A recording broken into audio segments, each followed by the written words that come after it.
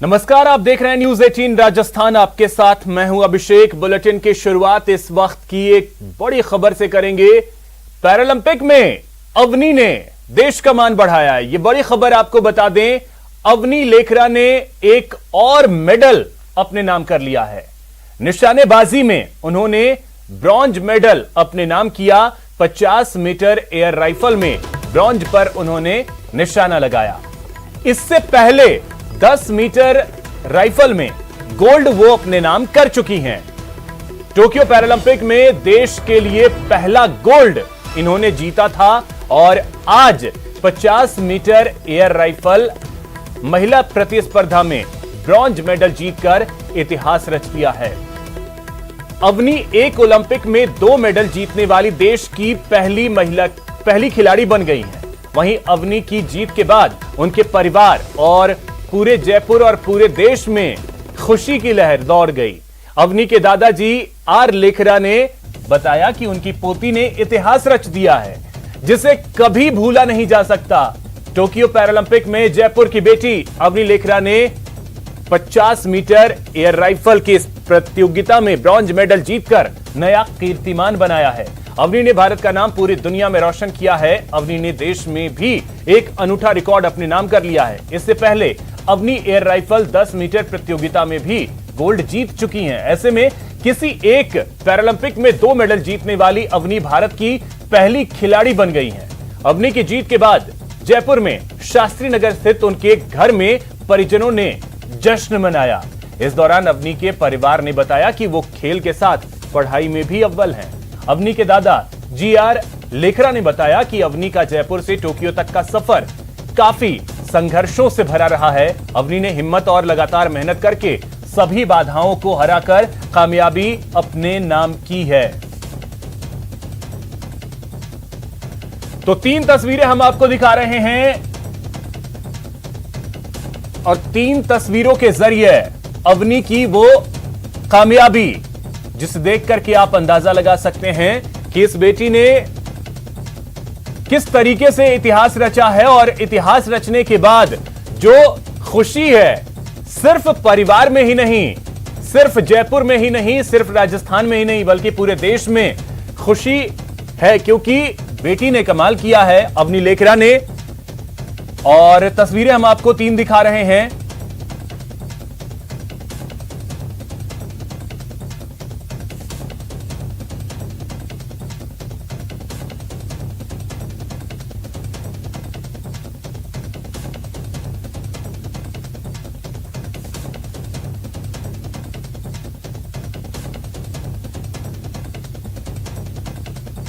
तो भारत को एक और मेडल दिलाया है अवनी ने।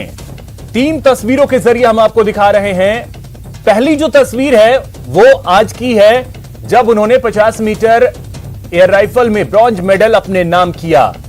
दूसरी तस्वीर है उनके परिवार में जश्न किस तरीके से मनाया गया। अवनी के दादा हैं, अवनी की दादी हैं, उनके भाई हैं, उनकी बहन है, सभी लोग मिठाई खाते हुए और जश्न मनाते हुए। और तीसरी तस्वीर है 10 मीटर में जब उन्होंने गोल्ड मेडल अपने नाम किया था तब की।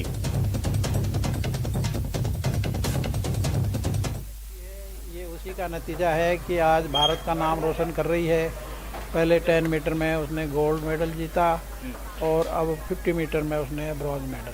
हमारा तो सीधा यही है भाई, मेहनत करते रहो, सफलता अवश्य मिलेगी। अपने एम पे ध्यान रखो और यही है, कड़ी मेहनत ही इस सफलता का राज है। उम्मीद तो पक्का थी कि मेडल उसको मिलेगा, 50 मीटर में भी मिलेगा, चाहे गोल्ड मिलो, सिल्वर मिलो या ब्रॉन्ज मिलो। चलो ब्रॉन्ज मिला तो वो भी सही है। मुझे लगता है कि वो उसने शूटिंग में पीएचडी कर ली, मुझे ऐसा फील हो रहा है। अब उसको और किसी से सीखने की जरूरत नहीं रही। आज उसने बहुत अच्छा खेला। मेरे लिए ये बहुत गर्व की बात है कि मैं ऐसी बेटी का पिता हूँ और मैं इन लड़कियों के लिए, देश की बेटियों के लिए मैं ये कहना चाहूँगा कि वो भी निराश ना हो किसी भी स्थिति में और मेहनत करते रहें। अपना जो उन्होंने एम निर्धारित किया है उस एम के प्रति पूरा कमिटमेंट रखें और हार्ड वर्क करें। बहुत खुश हैं हम तो, बहुत अच्छा लग रहा है। बढ़िया है, आ जाए तो उसमें भी आ सकता है। तो अब तो पार्टी अच्छी होने वाली है मतलब। हाँ, पार्टी अच्छी देंगे, अब बहुत अच्छा स्वागत करेंगे खूब। हम तो सिर्फ इतना ही बोलते हैं अपने गेम पे फोकस रखो, और तो कुछ ज़्यादा नहीं बोलते। और वो वैसे ही बहुत ज़्यादा सेल्फ कॉन्फिडेंट है, उसमें है मोटिवेशन बहुत ज़्यादा। बहुत अच्छा लग रहा है, खुशी है बहुत हमें कि हमने शुरू से मैच देख रहे थे, हमें पक्का पता था कि वो ज़रूर जीतेगी कोई ना कोई मैच तो, और हमें बहुत अच्छा लग रहा है। 3 पोजीशन वाला मैच था, तो स्टार्टिंग में इसका जो पहले की 2 पोजीशन जो थी उसमें थोड़ा सा ख़राब रहा था, लेकिन मेरे को पता था, मैंने पहले बोल दिया था कि अब स्टैंडिंग में ऊपर आएगी है। तो जब 6 प्लेस पे आई थी तब मैंने बोल दिया था अब यहाँ से 15 शॉट जो होंगे उसमें ऊपर आएगी, तो वो बस एकदम से फिर ऊपर आ गई। फिर जब लास्ट कॉम्पिटिशन, हाँ मैं तो पूरा बहुत ज़्यादा हार्ट रेसिंग मैच था सच में, मैं पूरा देख रहा था। स्ट्रगल तो एक तरीके से क्या है स्टार्टिंग से देखा जाए तो, और उसका जो गेम है वो भी बहुत ज़्यादा मेंटल प्रेशर का गेम है, उसके अंदर लाइक मेंटल ट्रेनिंग बहुत ज़्यादा चाहिए रहता है। तो देखिए, इस जीत के बाद पीएम मोदी ने ट्वीट किया है।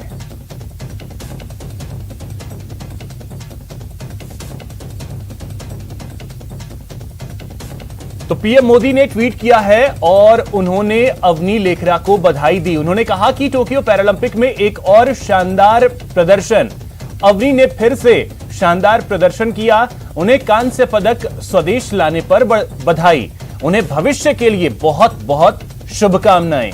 ये ट्वीट किया है प्रधानमंत्री नरेंद्र मोदी ने। वहीं ओम बिरला लोकसभा स्पीकर, उन्होंने भी ट्वीट किया। टोक्यो पैरालंपिक्स में राजस्थान की बेटी अवनी लेखरा को 50 मीटर शूटिंग में ब्रॉन्ज मेडल जीतने पर बधाई। आपने इतिहास रचते हुए एक बार फिर देश को गौरवान्वित किया है। यह सफलता आपके निष्ठापूर्ण समर्पण और अद्भुत क्षमताओं की परिचायक है। उज्जवल भविष्य के लिए शुभकामनाएं। यह ट्वीट किया लोकसभा स्पीकर ने। मुख्यमंत्री अशोक गहलोत ने भी ट्वीट किया है और उन्होंने बधाई दी और कहा कि राजस्थान के पैराशूटर का क्या शानदार प्रदर्शन। टोक्यो पैरालंपिक में महिलाओं की 50 मीटर राइफल 3P/SH1 इवेंट में कांस्य जीतने के लिए उन्हें हार्दिक बधाई। पैरालंपिक में 2 पदक जीतने पर देश को उन पर बहुत गर्व है। वहीं केंद्रीय जल शक्ति मंत्री गजेंद्र सिंह शेखावत ने भी अवनी को बधाई दी। उन्होंने ट्वीट किया, उन्होंने लिखा, अवनी आपने अपना नाम आसमान पर लिख दिया है।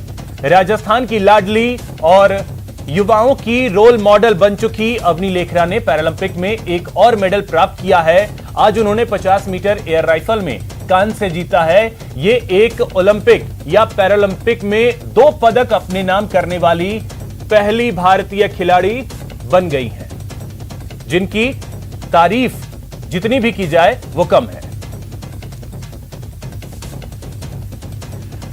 वहीं देश के खेल मंत्री अनुराग ठाकुर ने भी ट्वीट किया है, अद्भुत अवनी, अपना दूसरा पदक जीतकर टोक्यो पैरालंपिक में अवनी शानदार रही, इतिहास रच दिया गया है। महिलाओं की 50 मीटर राइफल 3P/SH1 फाइनल में तीसरा स्थान।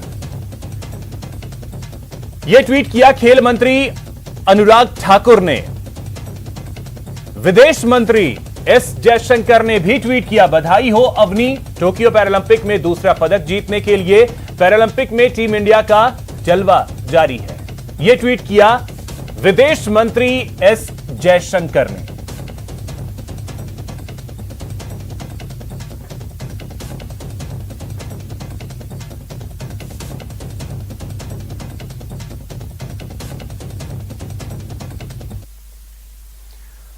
उन्नीस साल की अवनी ने अपने पहले पैरालंपिक गेम्स में इतिहास रच दिया।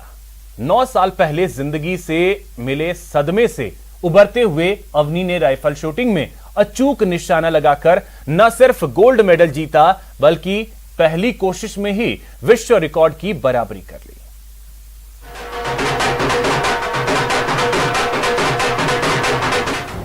Golden girl Avani.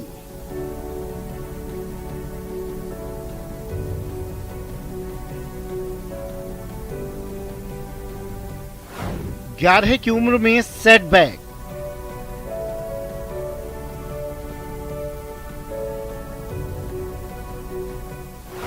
9 साल बाद अवनी का कमबैक।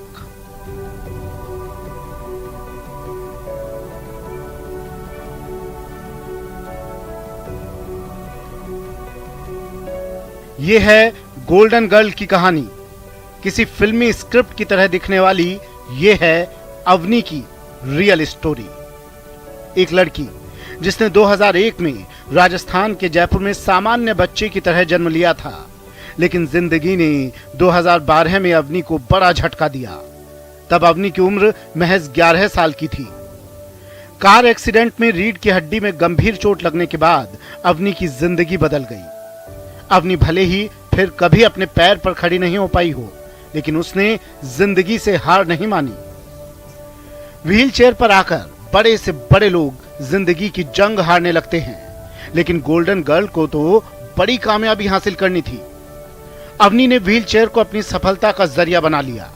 पढ़ाई के साथ ही अवनी खेल कूद में भी संभावनाएं तलाश करने लगी। अवनी की गोल्डन सफलता में उनके आरएएस अधिकारी पिता प्रवीण लखेरा की भी खासी भूमिका रही।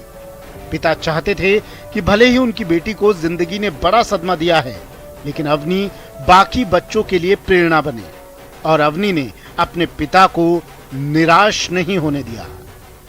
मेरे लिए बहुत प्राउड मोमेंट है। 2012 में महाशिवरात्रि को एक्सीडेंट हुआ था, फिर उसके बाद अब जन्माष्टमी को इन्होंने मेडल जीता है। तो मैं मानता हूँ भगवान अगर कुछ देता है तो कुछ लेता है तो देता भी है। बेटी डिप्रेशन में ना चली जाए, इसके लिए पिता प्रवीण ने अवनी की दिलचस्पी खेल कूद में जगाने की कोशिश की। तीरंदाजी और शूटिंग दोनों में हाथ आजमाने वाली अवनी को ओलंपियन अभिनव बिंद्रा से बड़ी प्रेरणा मिली।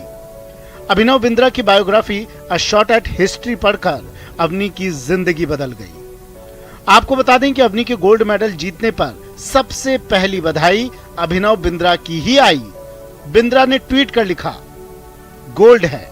अवनी लखेरा के शानदार प्रदर्शन से भारत ने निशानेबाजी में पहला पैरालंपिक स्वर्ण पदक जीता। बेहद गर्व, बहुत बहुत बधाई। तो खिलाड़ियों को हमेशा उत्साह बढ़ाने वाले प्रधानमंत्री नरेंद्र मोदी ने भी अवनी के गोल्डन शॉट के लिए ट्वीट किया। ये वास्तव में भारतीय खेलों के लिए विशेष क्षण है। अवनी ने अपनी कड़ी मेहनत की वजह से मेडल जीता। शूटिंग के लिए आपके पैशन ने आपको मेडल के लिए प्रेरित किया। भविष्य के लिए शुभकामनाएं। तो वहीं राजस्थान के सीएम अशोक गहलोत ने भी अवनी को बधाई दी है। उन्होंने ट्वीट कर लिखा कि महिलाओं की 10 metre AR standing SH1 final में इतिहास रचते हुए उनका शानदार प्रदर्शन है। पूरे देश को उन पर बहुत गर्व है। भारतीय खेलों के लिए बहुत अच्छा दिन है। अवनी ने 10 मीटर एयर राइफल के क्लास SH1 में गोल्ड जीता है। अवनी ने फाइनल में 249 पॉइंट स्कोर कर विश्व रिकॉर्ड की बराबरी की। पैरालंपिक्स शूटिंग में गोल्ड जीतने वाली अवनी देश की पहली महिला खिलाड़ी बनी। आइए आपको बताते हैं अवनी के गोल्डन गर्ल बनने का सफर। 2015 में अवनी ने जयपुर के जगतपुरा स्पोर्ट्स कॉम्प्लेक्स से शूटिंग की ट्रेनिंग शुरू की थी। अपने कोच से राइफल उधार लेकर अवनी ने 2015 में स्टेट चैंपियनशिप का गोल्ड जीता। 2016 से 2020 तक अवनी ने नेशनल शूटिंग चैंपियनशिप में 5 बार गोल्ड मेडल जीता। 2021 UAE में पैरा शूटिंग वर्ल्ड कप में अवनी ने सिल्वर मेडल जीता। अवनी ने महज 19 की उम्र में अपनी सफलता से देश का नाम रोशन किया, तो मरुधरा को भी अपनी बेटी पर नाज है। अवनी लखेरा उन युवाओं के लिए प्रेरणा हैं जो छोटे से सदमे से भी जिंदगी की जंग हार जाते हैं। Bureau report, news 18 network. आपने कहा वो एक बड़ा बदलाव उसमें देखने को मिला। तीसरा, जाने से पहले जब देश के प्रधानमंत्री आपसे बात करते हैं तो उसमें भी आपके उत्साह में और जोश में और बढ़ोतरी होती है, लेकिन अंत में ये खिलाड़ी को ही प्रदर्शन करके तिरंगे का मान सम्मान बढ़ाना होता है, और आपने भारत के तिरंगे का मान सम्मान बढ़ाया है, भारत का मान सम्मान बढ़ाया। आप सबको बहुत बहुत बधाई, बहुत बहुत शुभकामनाएं। बरसात का मौसम है, लेकिन भारत के लिए असली बरसात तो टोक्यो में पैरालंपिक्स में हो रही थी, मेडल्स एक के बाद दूसरा जीत रहे थे। और जिस दिन नेशनल स्पोर्ट्स डे था, एमओएस निषेध जी, रवि जी जो खेल सचिव भी हैं, हम लोग वहाँ पर भी थे। तो उस दिन भी एक के बाद दूसरा मेडल आने की 4 मेडल आया, गति चलती गई। एक और हम मेजर ध्यानचंद जी को याद कर रहे थे, उनको पुष्पांजलि कर रहे थे जयंती के अवसर पर। तो दूसरी ओर भारत के लिए मेडल्स की बरसात हो रही थी। ये अपने आप में एक ऐसे स्थान पर जहां पर हम नेशनल स्टेडियम पर थे और उस शख्सियत को याद कर रहे थे जिसने भारत के लिए एक नहीं 3 मेडल ओलंपिक्स में जिताने का काम किया, स्वर्गीय मेजर ध्यानचंद जी। इससे बड़ी श्रद्धांजलि उनके लिए क्या हो सकती है कि हमारे पैरालंपिक एथलीट्स ने उसी दिन एक नहीं 4 मेडल जीतने का काम किया। एक और 2 दिन पहले हम लोग फिट इंडिया क्विज, इसको हमने शुरू किया, तब पीवी सिंधु हमारे साथ थी। वो एक ऐसी महिला एथलीट है जिसने एक नहीं 2 ओलंपिक्स में बैक टू बैक मेडल्स जीते हैं। तो वहीं पर हमारी अवनी ने, उन्होंने भी एक ही ओलंपिक में एक नहीं 2 मेडल जीतने का काम किया है। उनको भी बहुत बहुत बधाई, बहुत बहुत शुभकामनाएं। ये हिस्टोरिक भी है, रिमार्केबल भी है। अवनी की उपलब्धि जो है वो छोटी नहीं, बहुत बड़ी है। पहले गोल्ड जीता, फिर उसके बाद ब्रॉन्ज मेडल जीता। और जेवलिन वालों ने तो अलग से कमाल करने शुरू कर दिए। नीरज चोपड़ा के बाद आप लोगों ने जो कमाल किया है, मुझे लगता है जितने क्रिकेट के बल्ले आज तक लोग खरीदने जाते थे, उस तरह से जेवलिन को ढूंढने भी जाएंगे कि जेवलिन कहाँ कहाँ किस किस दुकान पे मिलने वाले हैं। कपिल देव जी की टीम जो 1983 के वर्ल्ड कप में थी, उसने देश के अंदर एक सोच बदली थी कि हम स्पोर्ट्स में, क्रिकेट में अगर वर्ल्ड कप जीत सकते हैं। वेस्ट इंडीज की टीम को हराना उस समय एक बहुत बड़ी बात थी। जब सोच बदली तो देश भी खेल का नजरिया उसके प्रति बदला, क्रिकेट को तब बल मिला। अभिनव बिंद्रा जी ने शूटिंग में मेडल जीता तो उसके बाद देश का नजरिया उसके प्रति बदला। तो इसलिए मैं कहना चाहता हूं, ये पल कहने के लिए लोग कह सकते हैं कि ये हुआ वो हुआ, लेकिन ये छोटी बातें नहीं है।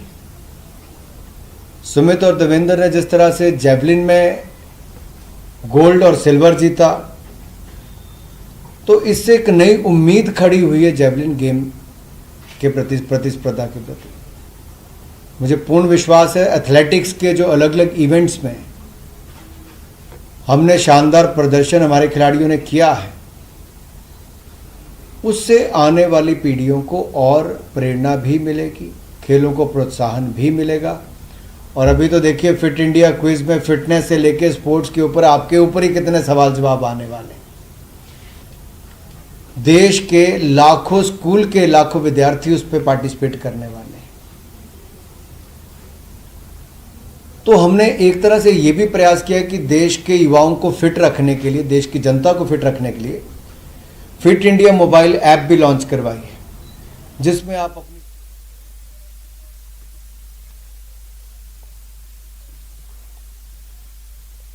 चलिए इस वक्त सीधे राजधानी जयपुर लिए चलते हैं, जहां पर रीट परीक्षा को लेकर हुई बैठक के बाद इस वक्त एक प्रेस कॉन्फ्रेंस कर रहे हैं शिक्षा मंत्री। जो बच्चे हैं उनको नौकरी का जो सपना उन्होंने लिया है, जो मेहनत कर रहे हैं, उनको सबको मौका मिलेगा और वो नौकरी, उनको सरकारी नौकरी शिक्षक की मिलेगी। सर, सब 4000 सेंटर बनाए हैं, कई बार देखने को दूर दराज क्षेत्र में जहाँ पर साधन नहीं थे, क्या इस तरह से सेंटर बनाए या फिर नगरीय निकाय क्षेत्र में? देखिए नहीं, वो तो जो सेंटर जहाँ उपलब्ध हो सकता था, प्राइवेट भी है, कॉलेज भी है, सरकारी स्कूल भी है, और जो 8 आदमियों की कमेटी है वो उसके ऊपर व्यवस्थाओं को सुनिश्चित करेगी। टीचर्स की कैसे शिक्षक की ड्यूटी लगानी है, प्राइवेट जो स्कूल होंगे या प्राइवेट कॉलेज होंगे वहाँ के ऊपर आधे कर्मचारी सरकारी लगेंगे और जो उनका सुपरवाइजर होगा वो हमारा सरकारी होगा। तो ये सारी व्यवस्थाएं की गई हैं कि जिससे पारदर्शिता के साथ में ये एग्जाम्स हो सके और कंप्यूटर के आधार पे अलॉटमेंट होंगे, उनको सेंटर अलॉटमेंट होंगे। यथासंभव ये प्रयास हमारे चेयरमैन जी ने किया है कि इनका ये कहना है कि हमने ये निर्णय लिया है कि विकलांग है, जो महिलाएं हैं, उनको कैसे तैसे नज़दीक का सेंटर मिले। बाकी 4 जिलों का ऑप्शन इन्होंने अब की बार मांगा है, क्योंकि ये बड़ी एग्जाम है और संख्या ज़्यादा है, तो मैं समझता हूँ कि उनको उन 4 जिलों में मिलेगा। ये एक सबसे बड़ा मुद्दा है जिसको हम ले रहे हैं कि जिस तरह से जो राष्ट्रीय संपत्तियां जो जनता के पैसे से पिछले 70 साल में तमाम जो केंद्र सरकारें थी, भारत सरकार उन्होंने बनाई थी, उसको ये भाजपा सरकार, मोदी जी की सरकार किस तरह कौड़ियों के दाम पे बेच दे रही, जबकि उनको बेचने का कोई अधिकार नहीं है। अगर सरकार ऐसी तमाम जो हैं संस्थाएं हैं और ऐसे तमाम पब्लिक सेक्टर हैं, सार्वजनिक उपक्रम, जो काम सिर्फ सरकारी ही कर सकती है, वो अगर प्राइवेट हाथों में चला गया तो जनता का बेड़ा गर्क हो जाएगा।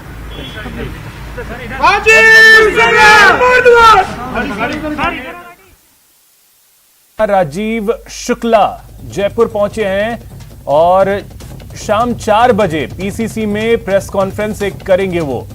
और आपको बता दें कि जयपुर पहुंचते ही उन्होंने केंद्र सरकार पर हमला बोला और तस्वीरें भी हम आपको दिखा रहे हैं। ये देखिए एयरपोर्ट से इस वक्त वो निकलते हुए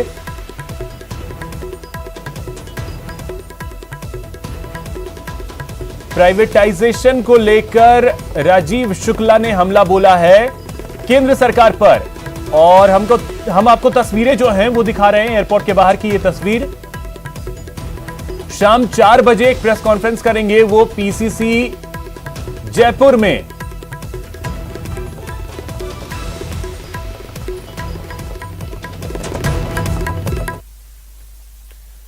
तो चलिए एक बार फिर से आपको जयपुर ही लिए चलते हैं, जहां पर गोविंद सिंह डोटासरा बोल रहे हैं।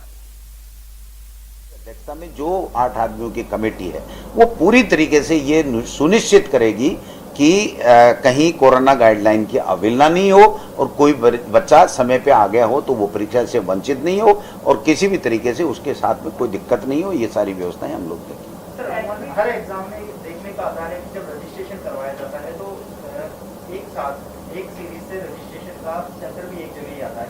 ये शिकायतें कई बार मिली हैं। अभी भी स्टूडेंट मांग कर रहे हैं कि क्या ऐसे एक साथ रजिस्ट्रेशन के एक परीक्षा केंद्रों पे। देखिए, ये नोडल एजेंसी जो हमारी माध्यमिक शिक्षा बोर्ड है उसको तय करना है, लेकिन कंप्यूटर से कैसे पारदर्शिता के साथ में हो इसके लिए हमने आज ही एक कमेटी गठित कर दी है इसको लेकर के एसीएस महोदय की अध्यक्षता में, जिसमें निदेशक माध्यमिक शिक्षा जो खुद आईटीएंस हैं ये भी होंगे और माध्यमिक शिक्षा बोर्ड के जो सेक्रेटरी, चेयरमैन और जो कंप्यूटर वाले एनआईसी के जो स्टेट हेड हैं वो भी रहेंगे। तो ये सारा ये देख लेंगे कि कहीं इस तरह से पारदर्शिता के साथ में एग्जाम हो, कहीं किसी तरह की शक सुबह नहीं हो, इस बात की सुनिश्चितता करते हुए हम लोग आगे बढ़ेंगे। ये अब बोर्ड की प्रक्रिया है जो सामान्यतः 10 दिन पहले, 8 दिन पहले या 7 दिन पहले जैसा भी होगा तो ये इनका काम है। इसमें ये डिस्कशन का कोई विषय नहीं है कि कितने दिन पहले, लेकिन उचित समय दिया जाएगा। नहीं, ये इससे तो वंचित रह जाते हैं, तो ये ऐसा नहीं है। लेकिन सोशल डिस्टेंसिंग, मास्क, सैनिटाइजर, ये सब चीजें हम लोग सुनिश्चित करेंगे और यथासंभव टीचर्स की ये देखेंगे कि उसने डबल डोज लगा रखी है, यथासंभव। महिलाओं को और ये जो आपने बताया कि जो दिव्यांग हैं उनको होम डिस्ट्रिक्ट का भी नहीं, देखिए ये 4 डिस्ट्रिक्ट उनसे मांगे हैं तो यथासंभव ये होगा कि उनको थोड़ा नजदीक मिले, ज्यादा दिक्कत नहीं हो। बाकी तो ये कंप्यूटर से होगा, तो कंप्यूटर से होगा तो मतलब इन 4 के अलावा भी बच्चा जा सकता है या खुद के जिले से बाहर भी जा सकता है। लेकिन चेयरमैन जी का और सेक्रेटरी का ये कहना है कि हम लोग ये प्रयास करेंगे तो ये सब चीजें होंगी तो कंप्यूटर से, इनमें किसी का कोई लेना देना नहीं। लेकिन जो गाइडलाइन ये बनाएंगे उस गाइडलाइन को फॉलो जो है वो कंप्यूटर करेगा। Thank you. अभी 4 बजे 4 बजे आज तो ये। तो आप सुन रहे थे गोविंद सिंह डोटासरा को। शिक्षा संकुल में अभी बैठक उन्होंने ली है रीट परीक्षा को लेकर। उन्होंने अधिकारियों के साथ चर्चा की है और उसी के बाद उन्होंने एक प्रेस कॉन्फ्रेंस किया। साथ ही आपको बता दें कि बैठक की वक्त की ये तस्वीरें हैं। अभी अभी ये बैठक खत्म हुई है। यहां रुकेंगे एक छोटे से ब्रेक के लिए।